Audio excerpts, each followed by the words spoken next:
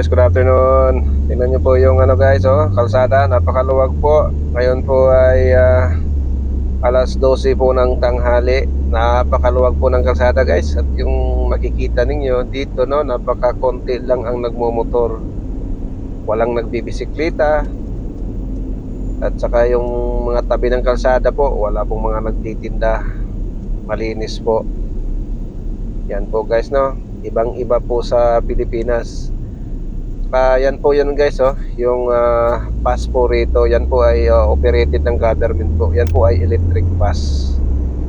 Yan po, 2 dirhams po ang pamasahe niyan guys kapag dito sa loob ng city. Yan po guys, napakaluwag ng kalsada guys.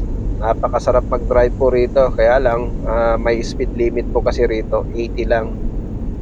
Kaya tamang lang takbo ng 75, 79, ganun lang po.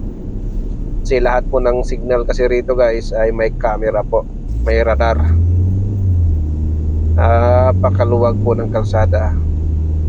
Partida pa yan guys, alas 12 ng tanghali. Nasa loob to ng city.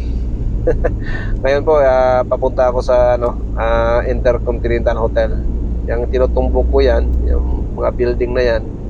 Yung nasa kaliwa, yan po yung residence ng Intercontinental. Tapos yung nasa kanan, yun po yung hotel mismo guys. Pinapakita ko lang po sa inyo. Pupunta po ako doon at may kukuhanin po ako.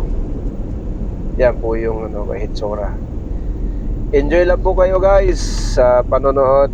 Sama po kayo sa biyahe ko araw-araw guys. At makikita niyo po yung kapaligiran po ng Abu Dhabi. At naway hindi kayo magsasawa sa kapapanood ng aking mga video guys. Yan po, ako'y paakyat na dito sa Intercontinental Hotel po. Yan po, kakanan na po ako rito.